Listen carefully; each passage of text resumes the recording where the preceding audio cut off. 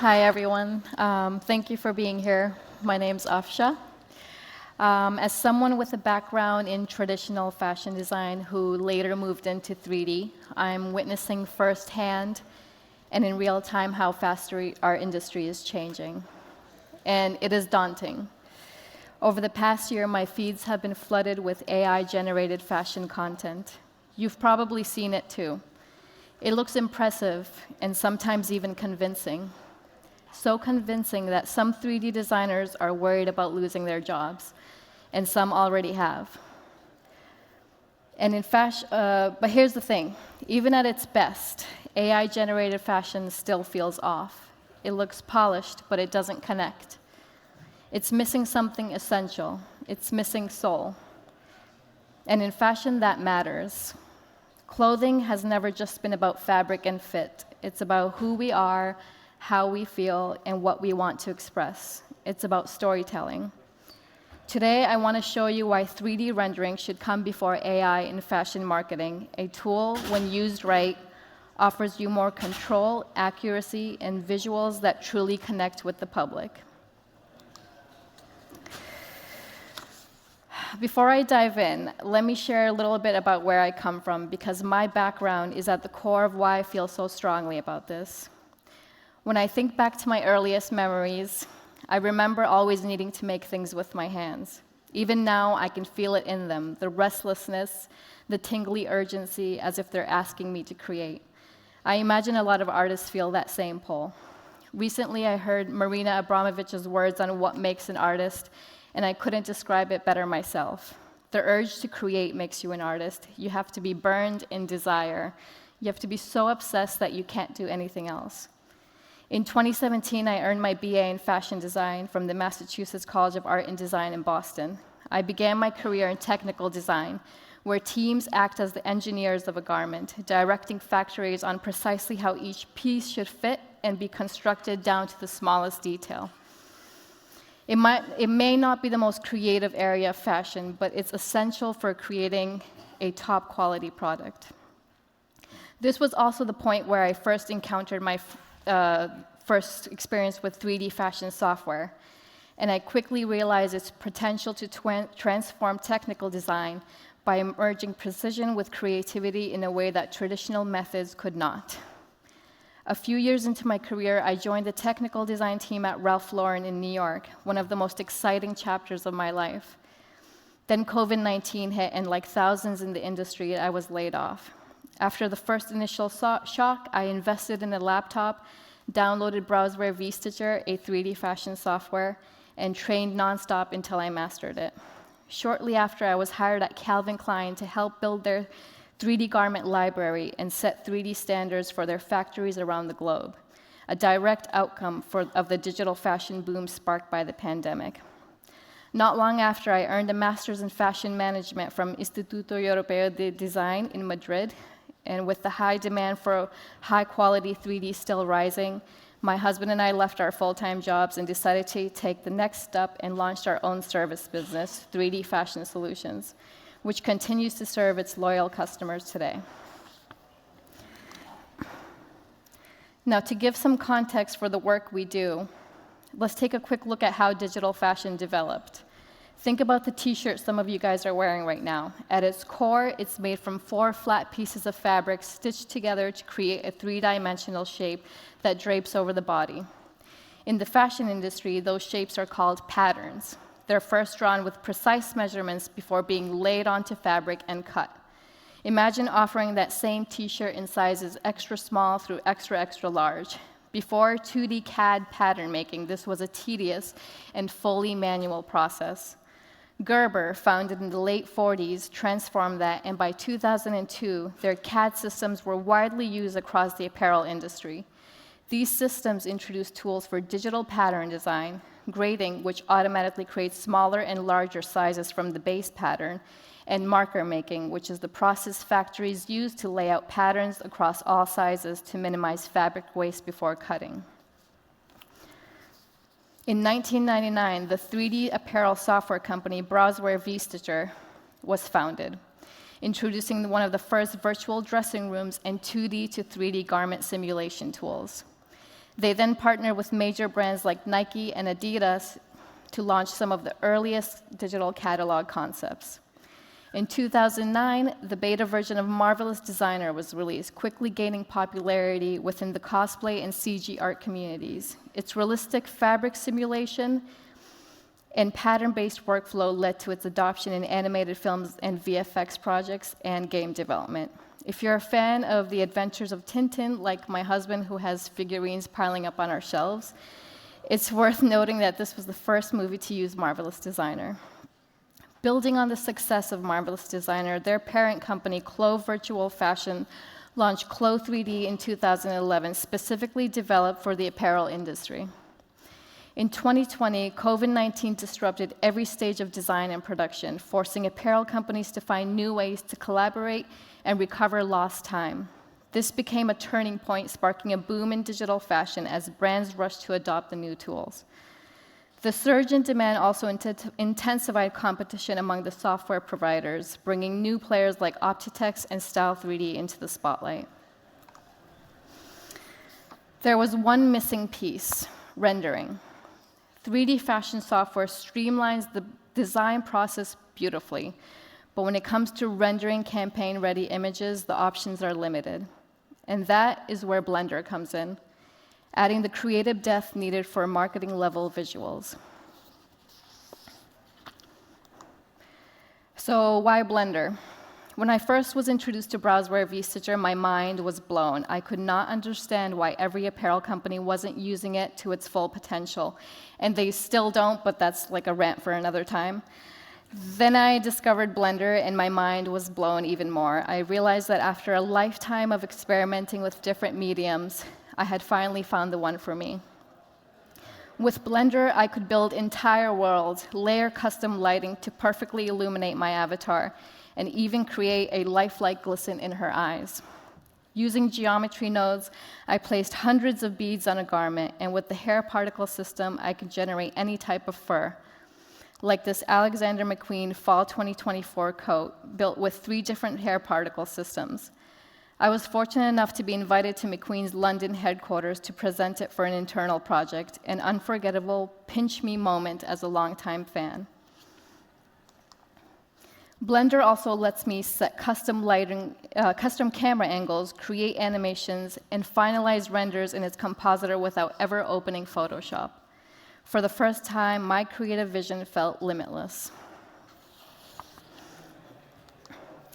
It's natural for 3D fashion software companies to offer basic rendering tools because their real value is in advancing garment design and pattern making. These are the areas where the industry needs innovation the most. A garment that might take hours to model in Blender can be simulated in minutes with Browseware vStitcher. For high-end visuals, however, we turn to Blender, a free and incredibly powerful platform capable of producing campaign-level imagery. Here are some examples of Browseware's wonderful promotional event banners that I personally helped render in Blender. The final images stay true to their branding while highlighting the product at its best, which, by the way, in my opinion, it is the best, especially if you're a designer aiming for accurate drape and fit. So how do we go from the 3D fashion software to Blender? The workflow begins in the 3D fashion software, where patterns can either be imported from programs such as Gerber or drafted directly within the software. The patterns are stitched together and simulated with gravity to be dressed on the avatars. Once the garment is complete and the final pose has been styled, the next step is pre-export preparation. This can include tasks such as 3D mesh optimization, selecting the export format, and adjusting the texture sizes. The garment and avatar are then imported into Blender, where materials can be enhanced and details such as embellishments or fur can be added using geometry nodes and particle systems. From there, the scene is set, the lighting is adjusted to best showcase the garment, and the render is produced. Any final adjustments can then be made in the compositor. So why 3D first? Let's went back a little bit too much. So when you're working in 3D, you have full creative control. You can have control over the garment's entire look and feel, from the fit and drape to the surface detail. The software allows you to combine real fabric physics and textures with the actual production patterns, ensuring accuracy from concept to creation. Unlike AI image generation, the time and effort invested in producing a 3D render results in more than just a single image. It generates a library of assets that can be used to design, present, and showcase the product. One of the greatest advantages of 3D is the ability to test customer interest before a single garment is physically produced. This is the same case many make for AI-generated marketing campaigns, but the difference is that AI models must be first trained to reproduce a product with accuracy and consistency. In fashion, 60 to 80% of sales come from core products that are offered every season. Those are often the same products that apparel companies develop in 3D first. Once that library is built and a slight design variation or a new texture is all it takes to create fresh styles to present them to customers quickly and effectively. Digital fashion saves brands time and money by replacing physical samples with virtual ones, enabling faster iteration, less material waste, and reduced prototyping costs. It shortens the time to market, turning a 12 to 18-month process into weeks, as teams review and approve designs digitally while marketing uses 3D assets before production. Brands also cut costs on photo shoots and showrooms through digital renders, AR try-ons, and virtual showrooms. In the supply chain, fewer samples are shipped internationally, and on-demand production reduces shortage and overproduction. These advantages come from building a strong foundation in 3D, but when companies skip that step and jump straight to AI, new challenges emerge. AI is derivative and not original. AI generates outputs from existing data, which limits originality and can lead to repetition. In a market where distinctiveness is critical, this risks creating visual sameness across all brands. There's a lack of precision and control. AI tools often guess how garments should look, making results inconsistent and unreliable. They can't guarantee accurate fabric, drape, and fit. There are ethical and legal complications with AI. AI imagery is often trained on copyrighted fashion photography, raising concerns about intellectual property infringement. This creates both legal risk and potential damage to a brand's reputation. Starting with AI bypasses core design decisions like proportion, silhouette, and material intention. It also overlooks the storytelling and emotional layer that gives garments meaning. Fashion visuals need to reflect the actual garment and not an imagined version. AI outputs might look appealing but fail to provide the precision needed for production. When many brands use the same AI platforms, their outputs begin to blend together. This weakens differentiation and makes it harder for a brand's unique voice to stand out. Also, there's no privacy when using AI platforms. You are basically helping to train their models with your design ideas, and others are benefiting from your hard work. A recent MIT study, the Gen AI Divide, State of AI in Business 2025, found that 95% of corporate generative AI pilots fail to deliver measurable results. This is not because of flawed technology, but because they are poorly integrated into workflows. I'm not against AI, I use it myself, but I believe it should be applied thoughtfully to specific problems rather than dominate the entire workflow. The study also found that many companies invest AI resources in sales and marketing instead of back-office automation, where the technology is most effective. In the fashion industry, many companies have adopted AI tools to address common design challenges. However, these tools still don't solve the core issues that we've discussed.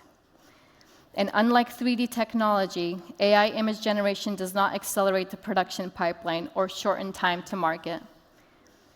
The output remains purely visual concepts and do not directly translate into physical products. Here's where I think AI should be applied. Once the full 3D render of the garment is finalized with accurate design, lighting, and scene, AI can be introduced to add further realism. AI can replace the bodies or faces of avatars with lifelike human features, increasing relatability while keeping the garment faithful to the original 3D design. For example, for this render of this garment, I use AI to create the avatar. AI, which by the way is rendered in Blender, everything else is 3D. AI can refine textures, fabrics, and lighting details to heighten realism and visual appeal without altering the creative vision established in the 3D render. AI can bring static renders to life with animation by adding natural motion such as walking, turning, or fabric movement, creating dynamic marketing assets while preserving design integrity.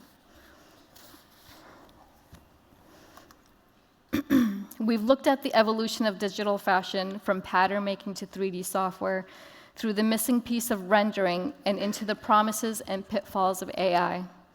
What this all means is that you now have a clear picture of where 3D sits, how Blender completes the workflow, and how AI can enhance rather than replace the process. This helps fashion brands scale content production, reduce physical sampling, cut costs, and create visuals that are accurate, efficient, and on-brand. It helps independent digital fashion designers break free from the rendering limitations, expand their creative possibilities, and bring garments to life with realism and emotion. It also helps creative teams integrate 3D and AI more effectively by starting with precise, well-rendered assets as the foundation for storytelling, marketing, and product development. The takeaway is simple. When you start with 3D, you gain control, accuracy, and creative freedom. From there, AI becomes a powerful tool to enhance what you've already built and not replace it. My goal is that you leave here with confidence and clarity to use these tools in ways that strengthen your work, whether you are building for a brand, designing independently, or collaborating as a part of a creative team. So where will 3D stand in the future? 3D isn't just a prototyping tool, it's a powerful artistic medium. Just as drawing, painting, and sculpting have endured for centuries, I believe 3D will take its place as a lasting form of expression, storytelling, and craft. AI is not going anywhere, and like fast fashion, it will flood the market with speed and volume. But true artistry has always stood apart from mass production. Luxury houses, niche brands, and independent creators will continue to value the skill, detail, and intention that only human-driven craft can bring. And 3D will be a part of that tradition. Now, to close off, I'd like to share a 2-minute animation created by the 3D Fashion Solutions team, which coincidentally was shown last night at Digital Fashion Week in London. It features digital fashion garments in 3D scenes brought to life through AI animation, most of them built from a starting and ending frame. For designers like myself who come from a fashion background, this is a real game changer. We not only had to master 3D fashion software, but also step into the larger 3D world. And as you all know, there's a lot to learn and perfect there. This kind of animation makes that process easier, allowing fashion-driven creatives to focus more on design and storytelling. Since the main focus of my work is the garments themselves, I choose not to use AI to enhance the avatars or make them look like real people. I intentionally keep them slightly unrealistic to make it clear that the garments were created in 3D and not by AI. The key difference between AI-generated animations and the one I am presenting here is that the AI-generated versions are designed to only look visually appealing, while the 3D conceived version includes actual patterns that a factory can use to produce real garments.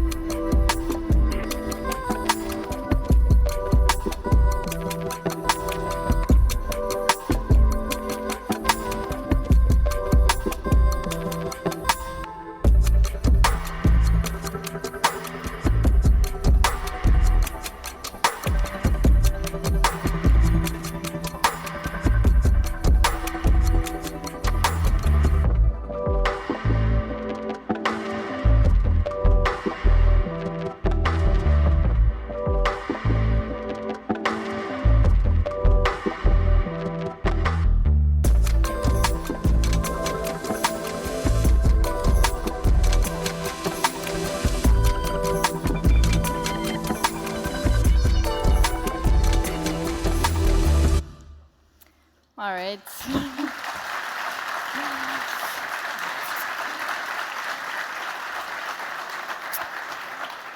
Thanks for listening and being here. And if you would like to connect with me on social media, you can scan this QR code, which will lead to the links. But all right, enjoy the rest of your conference.